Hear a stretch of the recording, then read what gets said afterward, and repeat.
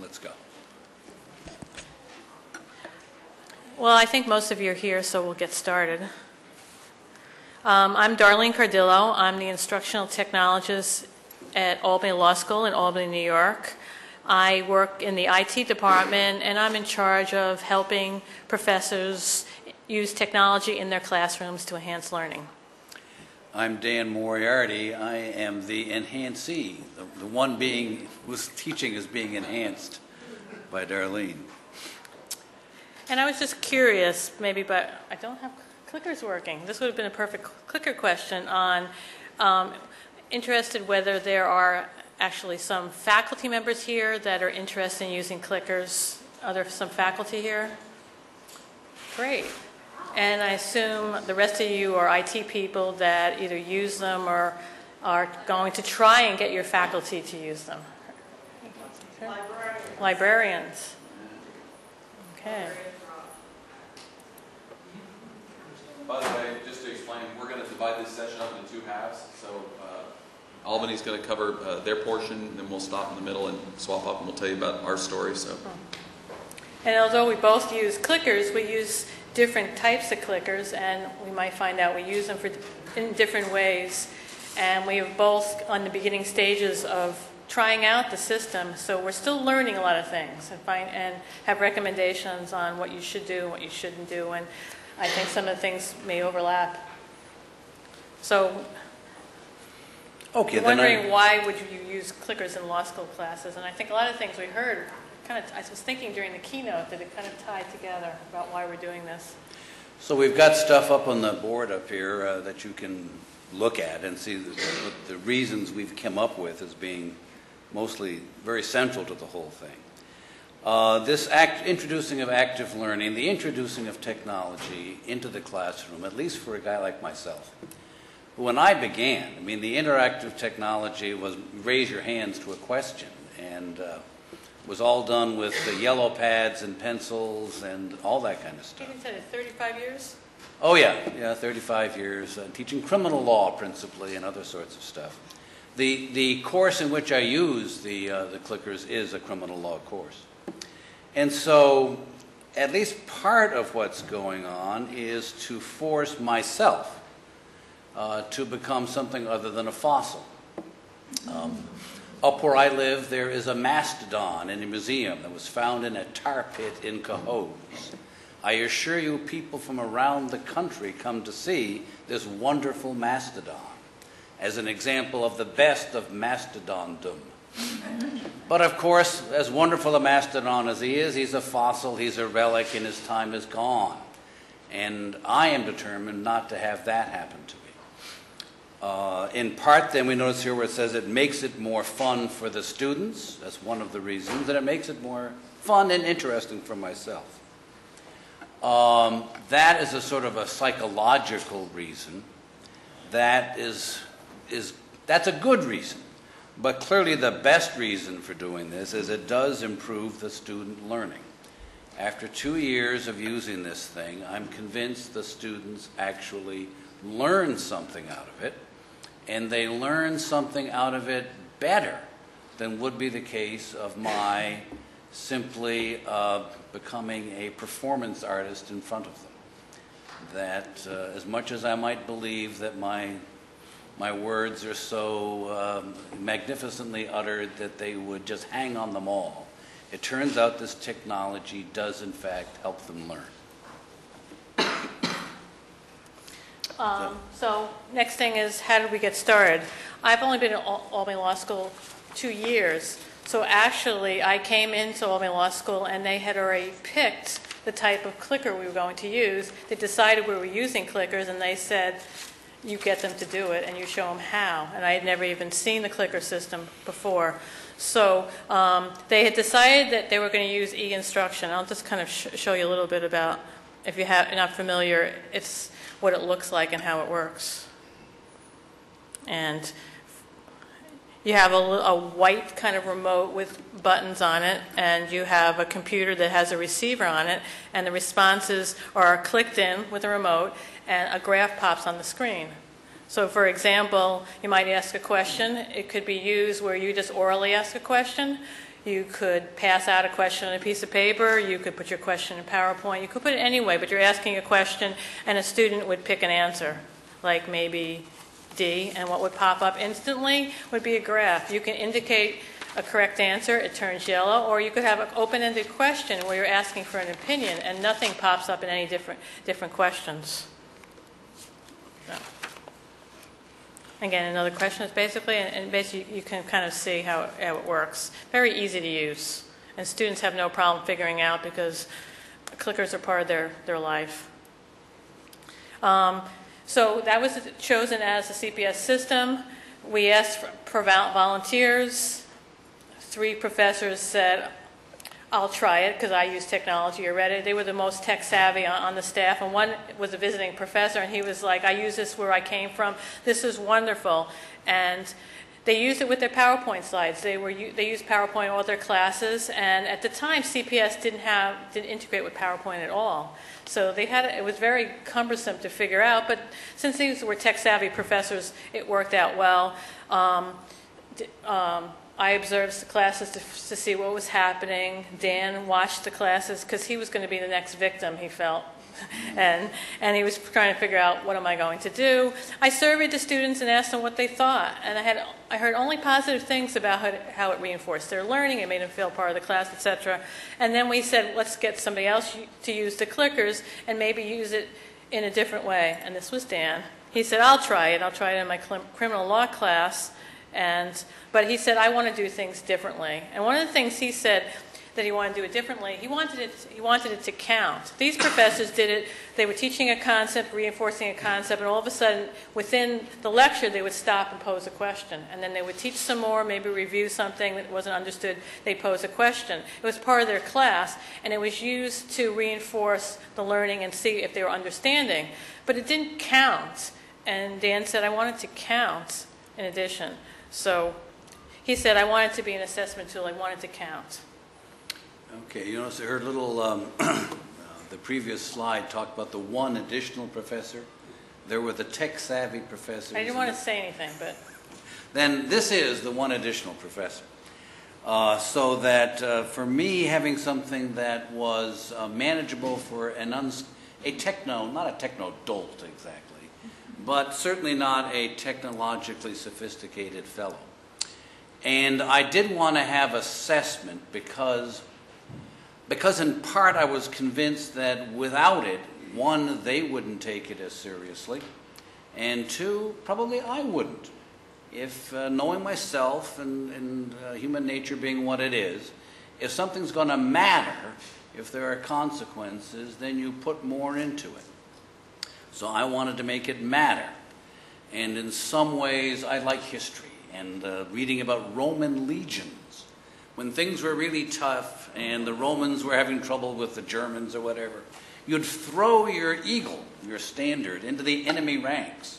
And then you had to fight really hard, because if you failed publicly and didn't come back with your eagle, that was terrible. Well, once you decide we're going to count, this is part of the whole deal, then I've made sure that both they and I are committed to make this thing work. And that, I thought, was a significant, for me, a significant part of making this thing, of the program we've got. The students get, the program keeps track of all the correct answers and the incorrect answers. That I didn't have sufficient confidence in the thing to have a lot of points matter on it. But ultimately you could distinguish yourselves from the other people on this big curve by 1, 2, or 3 points. And that meant that for some people who were on the cusp of one way or the other, it really did matter. And it was enough that they were interested in it. They were familiar with the format, the appearance of the program, that they actually put a lot of work into it. And again, because they were working, I had to work along with them. I just could not let this thing languish. And the second thing that he said, if I'm going to do this, I don't do PowerPoint. Maybe I'll learn PowerPoint. I'll try it with PowerPoint, whatever you say. But what I realized, using technology tools, using 2 new tools, that would be a little much. I said, you can learn PowerPoint and the CPS system.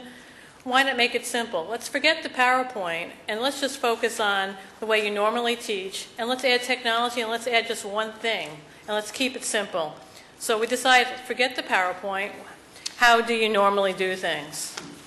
And basically, we decided that he was going to upload his questions to Twin, like he uploads class materials to Twin. The students, for homework, were going to look at the questions. They could collaborate, communicate, look up the answers, whatever they wanted to do, and they would come to class, open up Twin, and take out the question. So basically, it was a simple 6-step process. All he had to do basically with the system is, what kind of question did I give for homework? Was it multiple choice, or was it true or false? The students, again, click in their answer, which takes a second because they've done the questions for homework. They've circled the answer. After everybody has clicked in, all you have to do is hit end, and the graph miraculously appears on the screen. And if he wants, he can show the correct answer. And the most important part, depending on what the class has done, very often he will say, let's look at why you didn't pick A. And sometimes the students will actually have guessed, and it's apparent by their answers and the discussion that they didn't have the right reason to pick the right answer. So the discussion is actually even more valuable, and in some cases decided that there wasn't a correct answer or more than one correct answer. We had actually, in addition to asking the students what they thought, we said to the professors, in this case there were 4 of them, what do you see as a benefit? And here's some of the things that they said. You see, I was using the system. I wanted it to count, but I was convinced, being an old guy that I am, that essays are still, and organizing and writing an essay answer is the ultimate test. Now, there's a lot to be, this morning we heard there's other things to be tested besides, but I didn't trust short answer tests. And so I wanted to provide some mechanism where they got something to count, but the final exam was still going to be an essay exam. So what I was using this for was basically a series of short answer questions, because that's all it will really handle is short answer type questions, but on a review basis. After we had gone over a section, a module, whatever it would be, at the end of it, or at the beginning of the next hour, we'd spend 5 to 10 minutes dealing with these short answers over what we had just discussed and talking about basic legal issues and analysis and rules rather than being able to construct a really well-rounded answer. But what this meant was that I gave them the questions beforehand. I encouraged them to talk with each other and to debate and argue and come up with what they thought the right answer would be. Then we would get into class the next day, and they would have about 30 seconds to answer this, click in, which meant that they really had to have done a lot of thought, a lot of research and argumentation, the kinds of stuff I really wanted them to do. They had to have done that before they walked in, because they just didn't have time to try and do it on the fly in the classroom. And that there would be, of course, these graphs produce what the answers are ultimately. Then there is in the feature something that I was going to say affectionately, but they don't call it affectionately, the little blue man. There is this feature on this thing that is a random, it's a random number generator, or whatever, it's a random device that produces a student name, one of the registered names, and that person gets called on to explain their answer, or what answer they gave and why they gave it. Then I can use the same little number generator to go through each of the non-answers, the wrong answers, and have somebody explain that. As Darlene said, that a number of these people are really pretty good at figuring out computer tests. Darlene is very good at it, and she has done very well on my exam. And I don't know anything about law. But she knows tests. So the explanation, the discussion is actually much more valuable as a learning tool than just picking A or B. Because on an essay test, you have to explain yourself. So I found that really fascinating I can figure out the answer, but if you called to me, I would be like, I don't know, because I know it wasn't B because that doesn't sound right, and C couldn't be it because, so. Because whatever the deal is, it also turns out that upon occasion, they are able to show me where I'm wrong. That I think that B is the correct answer, but on one particular occasion, the student pulled out the book that I'd assigned, and on this particular, narrow area, there was an exception that I hadn't thought about when I asked the question, and the student read it in class. Okay, besides the fact that it was somewhat embarrassing and a blow to ego, nevertheless, it was a tremendous moment for teaching. We had a chance to talk about that. About the fact that, well, the normal rule would be this, and this is why, but here's the why is this exception. It worked out, I think, spectacularly well. When I got home, I had a little Irish whiskey and said, okay, we'll try better. Next year, there's been changed some, but, and as I say, it's a public statement. It's up there on the wall, and I've got this green bar saying B is right, and the student says, well, it's really C. So then I can say both B and C. Darlene figured out how to go back again. One of the important things to have is someone with you as a crutch who can handle technologically the things. What am I going to do? I have two answers. I said, we just go in, we click edit, and we make A and B correct. Oh, okay. Okay. Students, some things we've actually talked about. If it counts, it's part of their grade. They can't miss class because they lost 2 points for that day. So one thing. Again, they can talk to their neighbors. They can. All we care about is that we want them to learn. We don't care if it's collaboration. Nobody knows that when it says that 75 students got it right and one got it wrong. Nobody knows who that is. It's anonymity. And again, it's been a lot of research saying yes. Multiple choices questions are hard to do if you give them good questions. In order to be able to understand and analyze, they have to pick the right answer, and that sometimes is a lot more difficult. So higher level thinking skills. And again, there's been research saying, again, if they feel part of the learning, if they participate, rather than just sitting there and absorbing what you have to say, they do learn better. Some of the pictures that were shown in here, just as you were filing in, were taken by Darlene in the class. And you can see the students actually are engaged. They're really looking and working at this thing, surprisingly so. And again, some of the things I think are important, when you ask a question, one person raises their hand, they talk. But this system, every single person answers every single question. So you're getting 100% participation. I don't know how else you can do that without a system like this. Some of these things we've said. The poor question, this is one of the things where I took a picture of it, of the question where he said, wait a minute, why is somebody saying B? And then they were able to justify that the question wasn't worded exactly the way he thought it was worded, and had to give him. When you look at that graph, you think that 85% are going to pick C, and nobody's going to pick the other choices. And you look at the graph and go, what? So it was funny for me, not for him, but instructive for me. Yes. Okay, and I know we're probably going to run out of time soon. So okay, the first year we asked them what they thought, because I think you have to ask students what they think. Whether you're going to change things. If they all said, we hate the clicker system, we had invested time and energy and it wasn't going anywhere, but I really thought they had a lot of valuable things to say. It helped them focus on the main issues they should take away from class. You're asking a question on that must be important. This person said, it's faster than a paper quiz. Less quiz time allows for more lecture time. We learn more. If I have to give out a midterm assessment where it's a piece of paper, I have to pass it out, get it back, I have to grade it, pass it back out. That's time. But this is basically, when they take out their computer, they take out their clicker, and by the time we're setting up the equipment, they're ready to go. So there's no wasted teaching time. Again,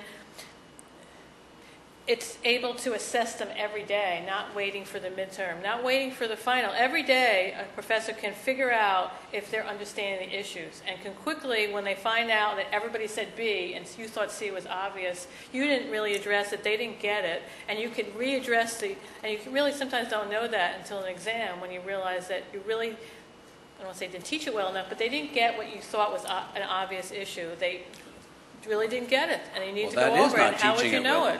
I mean, by definition, that's not teaching it well. And again, allows them to participate everybody's participating. You know, if there's 70 students in the class, it goes 1, 2, 3, 4, 4. You wait till 70 and you hit end, and again, you know that they're all participating. They know that you can see the numbers. Yeah, I don't know who was 41, but I can see that 41 didn't click in, and he's running into class. Sorry, I'm late. But and some of these things we've mentioned before. Then a year went by, and we thought, okay, we're going to do this better.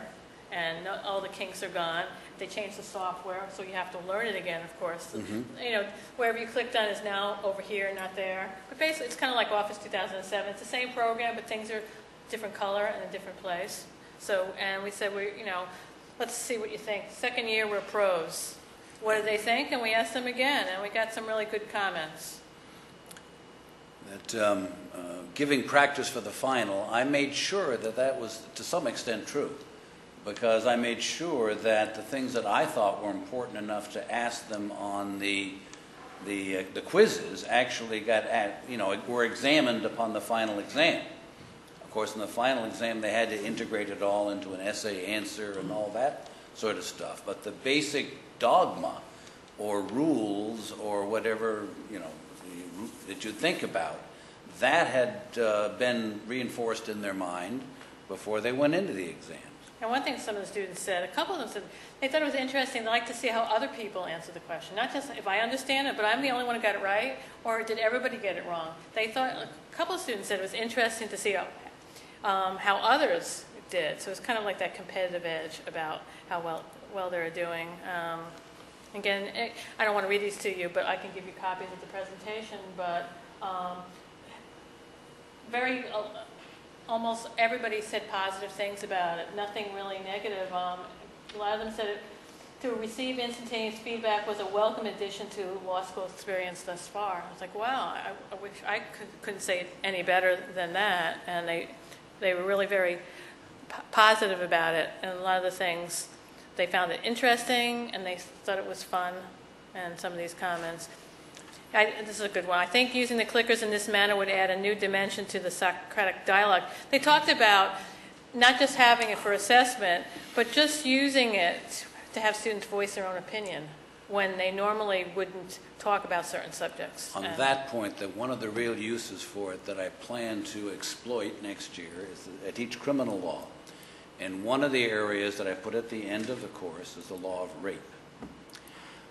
It's a tremendously significant issue. It's also, it turns out, that in spite of the fact that they're all young and sexually liberated and all that, it is still an intensely personal and intensely difficult area about which people can speak their mind. One of the things we can do with this is to simply ask anonymously, what do you think about, well, for example, does no mean always no, or does it mean sometimes? All right, what do people think about that?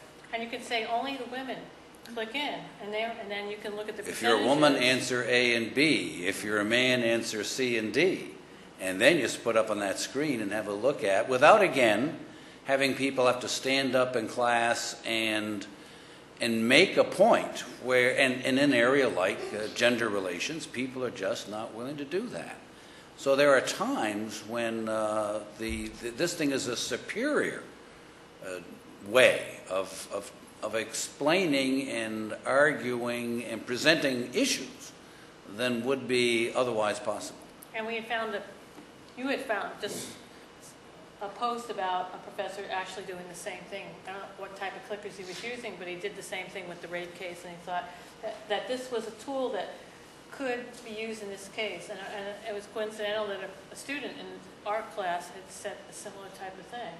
So maybe that's one of the changes we're going to do next year, of using it more informally, and not just for assessing their knowledge, but using it for different experience. We'll be doing it. There's no question. So we have a little time left, and a lot of these things are some of the things, and I think probably will feed into your discussion, is that some of these things, and it's obvious things when you plan in advance, explain what you're doing, watch others who use it first, be aware the first year, it takes extra time to make the questions and make it work. set it up in class, practice it. We thought if you want to decrease guessing, because they can click at anything if it doesn't matter. But we have other professors that don't think this is a good idea to make everything count for a grade. Spend time training the students. You assume they know technology because they're of that age, but not all of them knew when you hit B that they had to hit send, to get or how to turn it on. You can't make any assumption. And we have older students in the classes. Encourage class discussion of the incorrect answers. Be willing to throw out a question. Be willing to regrade it. Be willing to admit you're wrong. Let them talk. Let them collaborate. And eInstruction, the clicker system we use, they log in to eInstruction online. So they actually can log in after the day and see what their total is, how many points, if it was done incorrectly, like they should have gotten it right, and they can get back to you. And I think the most important thing is be positive and be willing to make a few mistakes as you learn and give it a shot, because only the students will benefit when you do things, systems like this. And we can pass this. Be willing to, if you have any questions about the CPS system or anything else that we had mentioned, give us a call, or I have my card with me. And now we have the next type of clickers. Howdy, we're from Texas. They have an accent. Our accents. Now, I know many of y'all may have received, does everybody have one of these handed out for today's session? If you move quickly at the end of the session, you can get out the door with it. Otherwise, we do ask you to please return it to the Turning Point guy.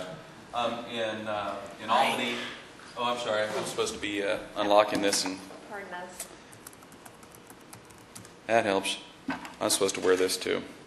In Albany, the CPS system comes with Irish whiskey, and Texas, this is with tequila. Just kidding. And Shiner Block. And Shiner Block. There we Those go. beer lovers.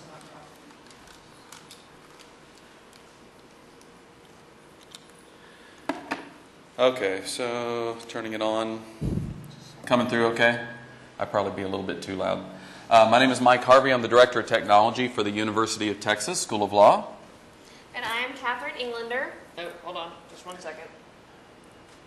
And we've got technology down pat. Yes, we do. There we go. I'm Catherine Englander. I'm Faculty Services Representative, and that's interesting that it's not working. Still not working?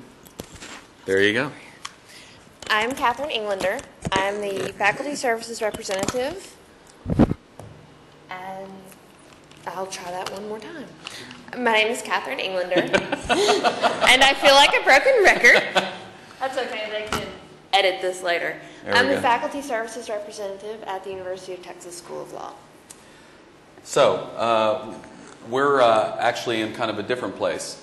We are in the pilot mode and then the decision mode. So what we're going to walk you through today is a little bit about classroom response system, how we got to the pilot choice that we made, what occurred kind of chronologically through that, and then where we are at from a moving into the future. But we're going to start off with a question. This is a Turning Point question slide. Turning Point, clickers. Yeah, integrate. So if everybody would like to please take a moment and respond. We have 4, 5. You can see dynamically on screen the responses. And don't hit any buttons yet, though. I'm not hitting any buttons. Okay. Is that some of you are giving question number 5 deep thought, aren't you? All right. Oh, we're still going. I actually like, for some professors, we have the little thing where there's a 10-second countdown, and it just counts down, and you got to answer by then. You can also do it that way. Which is kind of nice. All right. So, 37. real quick, wait. So now, I want everybody to hold up your hands if you answered number 1. Okay, now number 2. Number 3. 4. 5. Yeah. Okay, now, real quickly, how much information did you get from each other when I did that? Not much. Right. So, now, what? There we go. Sorry. Now we can all share the information. All right? This is kind of nice. There are a lot of different ways that you can use a classroom response system, whether you use, turning or some other technology. The ability to gather this kind of information dynamically and rapidly and then disseminate it back as a class collaboratively can be really helpful. And 35% of you are hoping the aquarium's fun. I do too. I'm looking forward to the tour. So, interaction, engagement, assessment, feedback. Right? That's really what we're talking about. I don't know about, how many faculty members do we have out here? Right? We got quite a few. We love y'all. So, you're our main customers for this. How many of you have a wall of laptops and your students hiding behind the laptops, the wall of sound as they're taking notes? Are they playing solitaire? Right? I have faculty members that are concerned about this. Depending on your topic, your day, the mood of the students, etc., you're looking for options for engagement. So when we headed down this path of trying to look at clickers, it was really all based around, that's an icon of me, at the University of Texas, okay, everybody's talking about clickers. Do we want clickers? Should we use clickers? So the whole University of Texas campus took a look at a whole bunch of different systems. And I took part in some of those evaluations. We evaluated CPS. I found it cumbersome. I didn't like the system. I found it difficult to use. And so after trying a number of different faculty members and flaming out, we walked away from that. We looked at Turning Point, but there were some issues at the time with where Turning Point was at. And we didn't necessarily have a lot of faculty members come to us saying, oh, please, we need a clicker system. Of course, how often do faculty members come to you and say, oh, please, I need any technology? It happens. But so I went to a conference and I ran across a Turning Point vendor, and they said, oh, well, we've upgraded, we've updated, we've improved our software. And we talked through it and we had them come out and we looked at it and it sounded really great. But we still didn't have anybody who was really asking for this. So at that same time, of all things, we had a visiting faculty member. He had actually, on his own initiative, bought a small Turning Point system, and he was asking around, was there anyone in technology who might be willing to work with him because he thought it was neat and would like to play with it. This is where I come into the picture. I was a new hire, and Mike decided to say, okay, first project, you're going to learn Turning Point. We had this wonderful advocate named Professor W. Yeah. To remember his last name. We'll keep it anonymous. He'll be Professor W. Yes. You can figure out what his last name started with.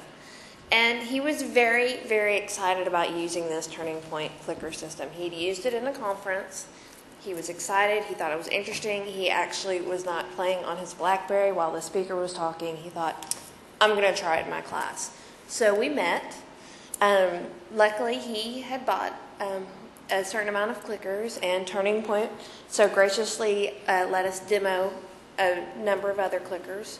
So we gave the clickers to the library. The students then checked them out through the library so that all library fees applied to these clickers, and they used them in the classroom. Because we wanted them back. We did. We want them back because they're a lot of fun. I met with the professor. He said, okay, how do I work with this? We sat down, we had a meeting. I created a couple of handouts for him. He was actually technologically very savvy, so it was actually quite easy. And the first day of class, he started the clicker system. His questions were actually really interesting because he'd start out with a very simple question. And then he would have a series of about 5 or 6 questions, and each question played on the question before, but it'd add a little kink into the question. So the students really had to think, and then they would start discussing whether they believed in the question or not and why they decided on that question. That worked really well. At that point, we decided, all right, do we go with the clicker system and give it to everybody or start a new pilot? So, again, and I've found this with most technology implementations, it's really great to have that cheerleader, to have that advocate, somebody who has the energy or inspiration to recognize the opportunity, sit down with them, define really what their needs are, and without a doubt, doing a pilot. Start off with the first class, everything buttoned down, trained, tested, retested, rechecked, so that things go smoothly. Because if the first class doesn't go so smoothly in the pilot, you may or may not lose your advocate at that point. And here are some wonderful things that we learned from this new pilot. First, since it was a demo and a pilot, let me rephrase that. I came into a little snag. I did not check the receiver licenses, and during one class, the receiver license went out, and we couldn't use the clicker. So it was my job, we needed to check the clicker licenses twice a week. We always had spare batteries for the clickers. They take specific batteries. Usually, I had maybe out of 100 students, one came up to me and said the battery was not working. But we had spare batteries on hand just in case. And we had simple handouts for the faculty, one-sheet handouts. This is how you create a question.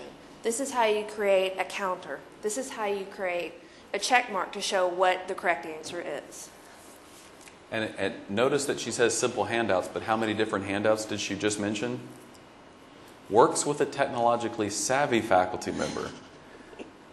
So, spring '08 rolls around, right? It's between semesters. We're having a conversation. Students liked it. Faculty member liked it. We like the product. We like the vendor because they're responding to us, working with us on these issues. What do we do? Huh? Sorry. They were very wonderful. Yeah. I'm good friends with the technology people over at Turning Point. And they paid us to say this. No. So we're asking the question. So do we implement? Do we roll it out to the whole law school? Do we need more data? Is there really enough demand? Should we walk away? And the basic conversation came down to we really needed a little more data from some larger classes, and we needed to also have some faculty members who were more Luddites. We needed people who are trying to avoid fossilization and are willing to do that, which is fantastic.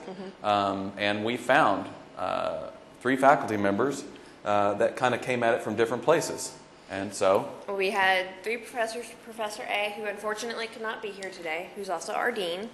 We can let that out. Yeah, she's the assistant dean over technologies, Alex Albright, and she was going to be here to speak from a faculty perspective about what she learned. But we do have some of that to share with you. She's very technologically savvy. She was really interested in using absolutely every facet of he's laughing at me. Yeah. Of Turning Point, including Blackberry and Blackboard. I'm sorry, I work with Blackboard and Blackberry. I get them confused sometimes. Yeah. I know what they are. Blackboard integration. We did come into a little few kinks with that. We did notice that with the addition of Turning Point, it was not talking properly to Blackboard, and we were having a few problems there. We also had a few problems training her faculty assistant, who was swamped with so much work. Bless her heart. She works hard. And we also had the issue of even training our tech-savvy faculty member, right? Because although I like the basic implementation of Turning Point, there are too many steps in too many different places. And they're aware of that, and I'll give them props. They're working on it. Right. It was hard for her to remember to pick out the participant list right as she was walking into class because, as all of our faculty here know, once you walk in the door, you're swamped with students. You're thinking about your lecture. You're doing the things you've been doing year in and year out. We also noticed, she said, her students experienced so much anxiety with having a grade related to their answer. They were more concerned about getting the right answer instead of learning the material. Once she decided to go completely anonymous, like y'all did before, great discussions started. The students were actually learning the material, getting into the topics, instead of freaking out trying to Google the correct answer. We have at the University of Texas a division of innovation and instructional assessment, and we reached out to them to talk about our implementation and the use of this in the classroom. And they confirmed that their own testing and use of clickers and surveys and stuff said that when you attach a grade to this kind of pop quiz or this kind of short assessment, that it raised anxiety level a great deal and caused a lot of stress and so forth, and that if you went anonymous, suddenly everybody's happy. Now, you don't have any skin in the game. That could also have an impact, but in this case, she found great success with simply saying, no more grade, totally anonymous, I just want you engaged. Then we had Professor B, who is actually a new faculty member at the university. He joined us from somewhere else. I don't quite know where. I'm sorry. He did the basic anonymous, give a clicker, give an answer, question, have them answer in, then have them discuss it. It worked beautifully. He loved it. I walked in the first day of class like I do with all of the beta testing, and it worked beautifully. He loved it. Now, he did tell us that the one problem he did have with Turning Point and PowerPoint is that he had to actually sit down at his office and plan out his discussions. It does take a bit of prep time. He didn't use a lot of PowerPoint prior, and he didn't necessarily use PowerPoint in every class with Turning Point, but he did adapt to some degree. And so it was a little bit of a dance for him finding that comfort zone where it integrated well with the way he wanted to teach versus it becoming a hindrance. Then there's Professor C, who has been at the law school for a while. He's the one fighting fossilization. I didn't want to say that, but yes. He would probably say it that way. That's true. Actually, yeah. He had a very interesting situation because he was teaching the exact same marital relations and divorce class as the fall pilot class.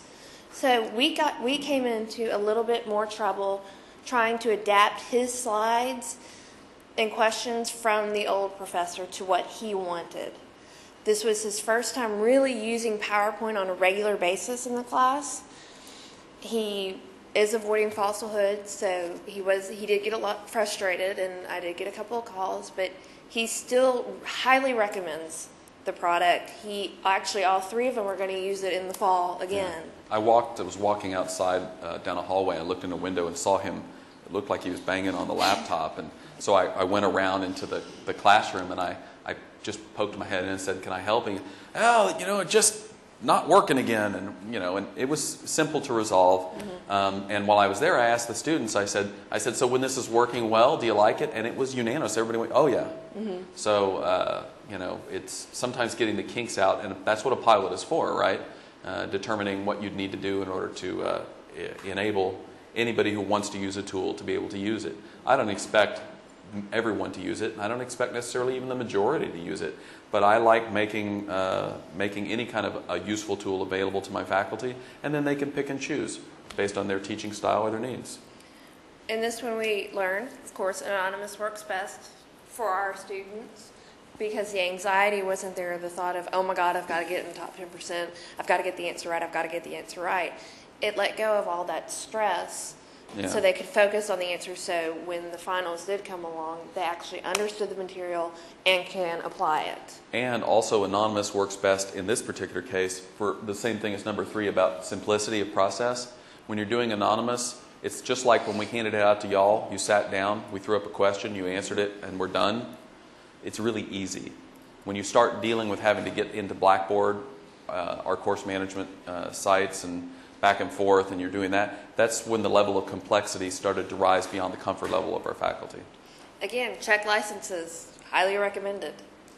It only went out on us once, but Turning Point was wonderful, gave us, within 20 minutes, gave us a new license agreement, popped it in the computer. It was great. We do recommend that you limit the number of questions. Just like any other technology you use in the classroom, if you use it too much, the kids are going to get bored and saturated with it and go back to playing online poker or solitaire or whatever they like to do. So we recommend about 2 to 3 questions, maybe a little bit more if you're giving a really in-depth lecture. Anyone else here an actual Turning Point user? Yeah? Yeah? Do you like it? Have you run into the same or using with Blackboard? Well, I'm very interested to hear about Blackboard because we were just talking about trying to bring in that process and assign the IDs to students. Sure. To streamline that. It takes a lot of time. Integrating Blackboard with Turning Point for the students is very easy. All you have to do is turn on the tool in Blackboard. Yeah. All they have to do is, if you'll notice, you won't notice because there's a card over it. There's about a 6 or 7 digit number on the other side, an ID, and all the students have to do is log into Blackboard, click on their class, click on the Turning Point tool, and enter the ID number, and they're launched in. That clicker belongs to that student. Yeah. They're working because they're wonderful at Turning Point. I can't stress that enough because I have been at my... You can tell this vendor's been there for the yes, last year. I have wanted to pull my hair out and scream and quit and go running back to Beaumont. but they're wonderful. They'll work with you. The Turning Point 2008, it's great so far. Yeah.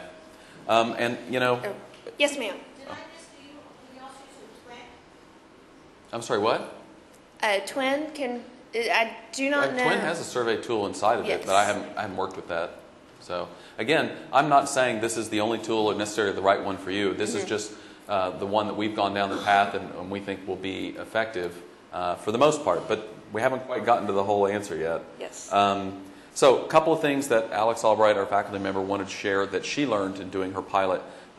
Training was really important. Having somebody who could be there for you, and to walk you through it and help you kind of integrate first time you're doing this. She believes that in the longer than 5 second rule, if it takes longer than 5 seconds to do it, faculty members aren't going to do it. So, it's got to be really simple. It's got to be really clean and neat.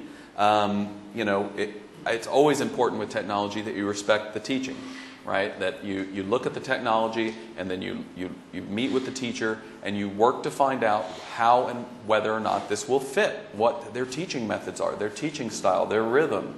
If they've never used PowerPoint, this may not be the right tool for them unless they're ready to learn it.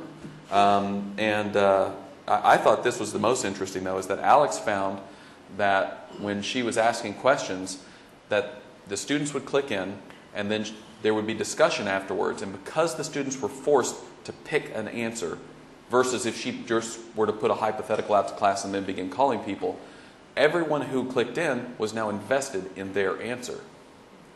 This really, changes the tone, changes the tenor of the conversation. We created a survey for our students, and I'll get back to the mic. I'm sorry. Just off the top of your head, thinking as a student, does the use of clickers have the likelihood of you attending class? So these are questions we asked of our students, but we wanted to see what y'all answered, and then we'll show you the results. So if everyone would click in.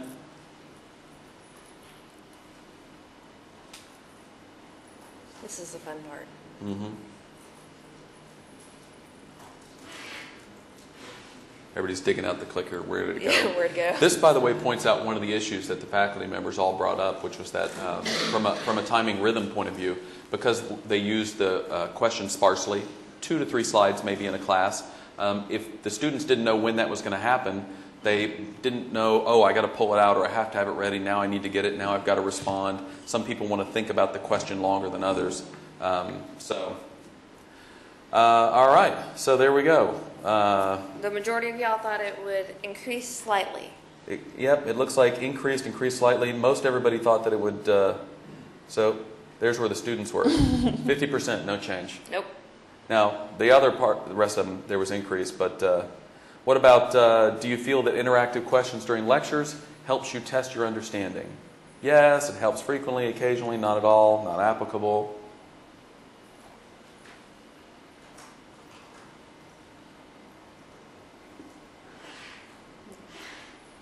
All right, and we'll close polling. And so 57% yes, definitely. There's no not at alls. You can also change on the graph the percentages to actual numbers, Yeah. which is some depending on your preference. So the students not quite as emphatic as this group, but overall, it's still a positive result. Do you feel it's discussing interactive questions during lectures helps you learn the material better than non-interactive?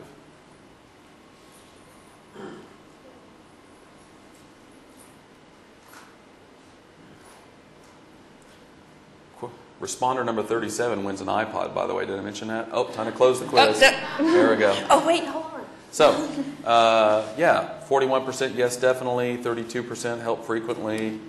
The students, we actually had over 10% say not at all, but I would say that's a strong percentage of response as far as definitely, frequently, or occasionally. With student apathy being where it can ride on occasion, I consider that to be an endorsement. Do you feel it is reasonable to pay a fee for a clicker if it was used in many of your law school classes? This is now coming to the problem we have. We like the concept of clickers. The students like it. The faculty members have liked it. should we spend the money on it, right? You have to buy little receivers and you have to buy clickers. Every student's going to have to buy a clicker. So we got 31. We're getting pretty close. Twice. I know there's 2 more of you who respond sometimes.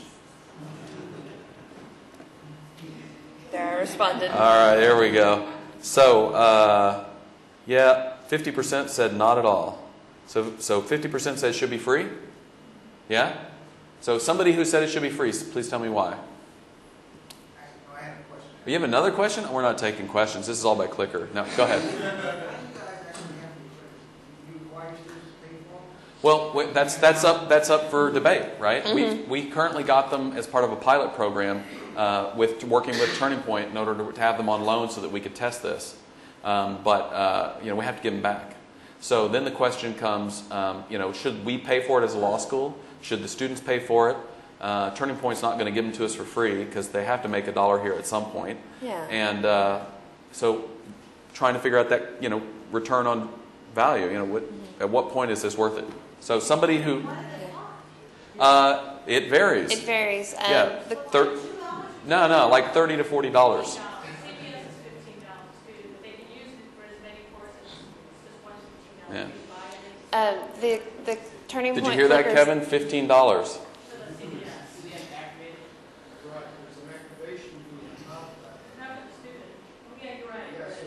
How much is the activation fee? $100 now. Yeah. Yes, sir. I was going to say, we use an older version of this that's safe for it. Yeah. Yeah. And the thing with it is for us is that most professors don't use it. The ones that do use it like twice a semester. Mm-hmm. And I just can't see with such infrequent use having students pay for it. We prefer to just have the library of it. So own a certain number of them and check them out. Yeah. And we went ahead and invested in 100 clickers and a couple of receivers so that we could pursue that model.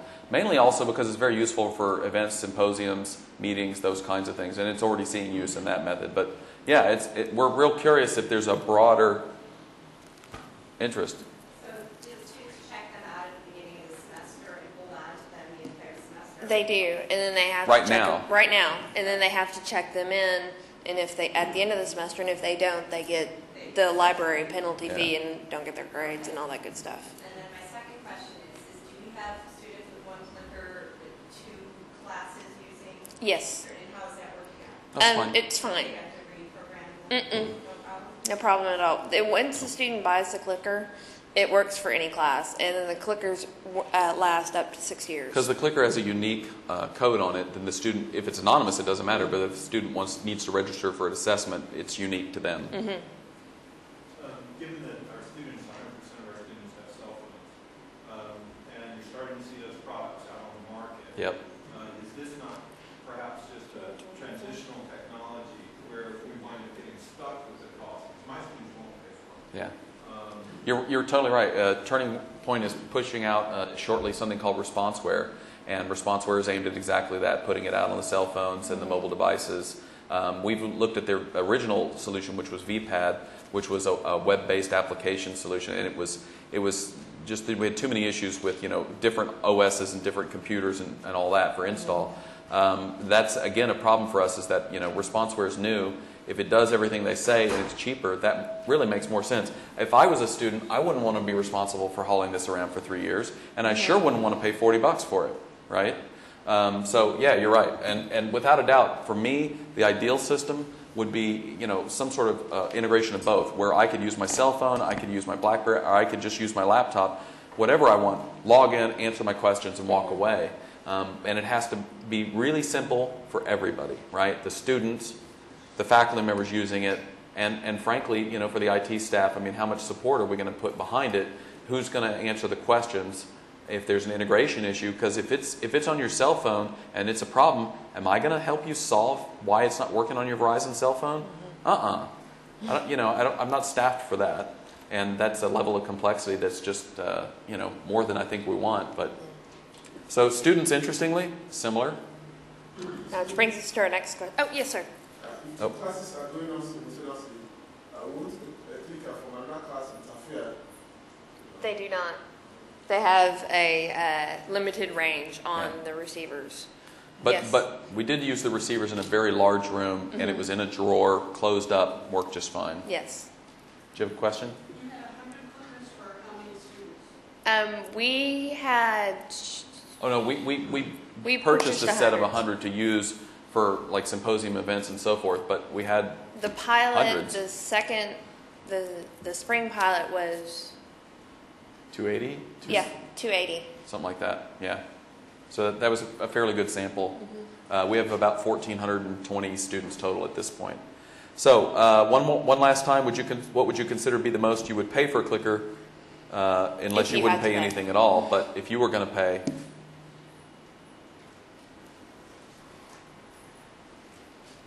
Just because I know the answer is. okay. Well, there's the last one, and before we get to 37.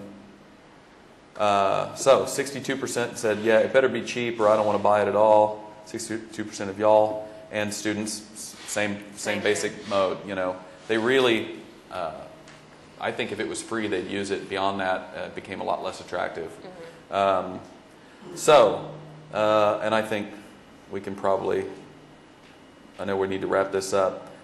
You know, we've made a couple of points about the vendor. You know, don't get the wrong idea that this is some sort of a great love story, but what I will say about Turning Point is that the people there responded to our calls, listened to our criticisms that came from both students and faculty members, and actively worked for solutions, workarounds, and to integrate those things into their next iterations, which you don't get, for example, with Microsoft. So, you know, that's a good partner, and we very much appreciate them providing clickers for today's session. So, here we are, right? They have value. The current vendor we're looking at, they're improving them. They've been a good partner. Student interest is declines with the price. To be honest, we're not really sure whether we're going to move forward with Turning Point or not. We may sit it out until we see what happens with responseware. If we get to a price point that we want to move forward with, it might be a nice tool for the next 2 or 3 years. Yeah, that's kind of the state of things. Yeah. So, any questions? Any questions? Yes, please. And for either of us? Yes, sir. Do you need PowerPoint to use Turning Point? Yes. Although they have a new tool that you can do handheld, right? There's a couple of options. PowerPoint, non-PowerPoint, you have training from anywhere, you don't require PowerPoint. Yeah. Plus response for anywhere, you don't even need a projector or a computer. The great thing about Turning Point using PowerPoint is you can use PowerPoints that you've already created, so you do not have to go and recreate the wheel on this one. All you have to do is open up Turning Point, go find your PowerPoint that you've already created, and add the questions where you would like to add them. Turning Point just puts this bar inside of PowerPoint, and then when I want to insert a slide, I just say I want a vertical slide, horizontal 3D, and enter your text, enter your question, you're done. Yes, sir. Given that identity PowerPoint is one of these, is there a way to use Turning Point and have the graphs project in some way other than PowerPoint? Yeah, That is a Turning Point anywhere. Right, that's the Yeah. anywhere on top of whatever you're doing. Okay, so we use Smartboard and I create my slides in You just Smartboard. overlay on whatever you're doing. So outside of PowerPoint, you get that. Last question, ma'am? How about using this technology if you're teaching an asynchronous or synchronous off-campus course? Turning Point, our School of Pharmacy at UT actually uses Turning Point, and he could explain to you the details of it afterwards, but they have offsites that are using clickers, and all the data is being shared between the two different classrooms dynamically. I don't know about asynchronous, but certainly for distance learning, there is a solution, and they're very happy with it at pharmacy. So, I have a question for the Albany people. When you surveyed the students, did you happen to ask a question about, I'm assuming you're the only professor who put the questions out there for the students and them to prepare in advance? Did you survey the students to see the differences between the way he taught it and the way other professors did? Well, actually, the first survey was for all the students,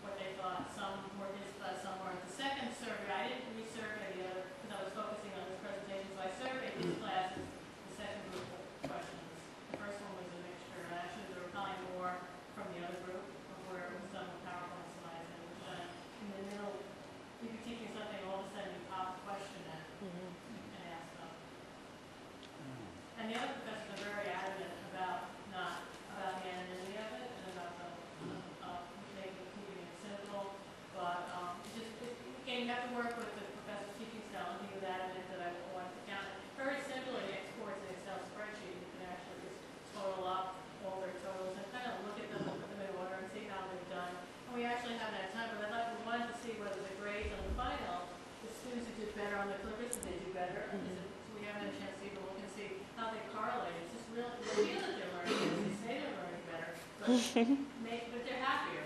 You know, if they feel they're learning better, and the classes are more interesting, and they're all paying attention. I don't, you know, because they have to.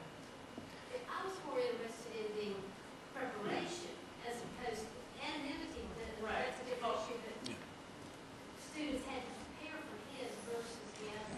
Well, they have to prepare. I mean, they prepare for the course, but nobody, if they get it wrong, it doesn't matter as much. Whereas in this class, they are, I feel they're collaborating more and they're asking each other. And none of our graphs had 100% students getting it right. His questions are tough. I mean, they really make you think. And you see a lot of disparity in the answers where, yeah, I think it's a good thing where you're getting A. And okay, that was, you know, so, but they are preparing. But I mean, he doesn't count it.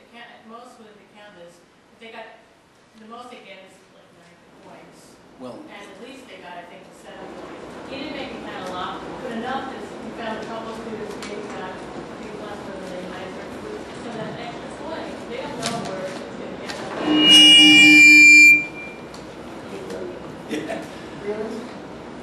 I think my impression is that they really did prepare on these things rather than wing them on the cuff.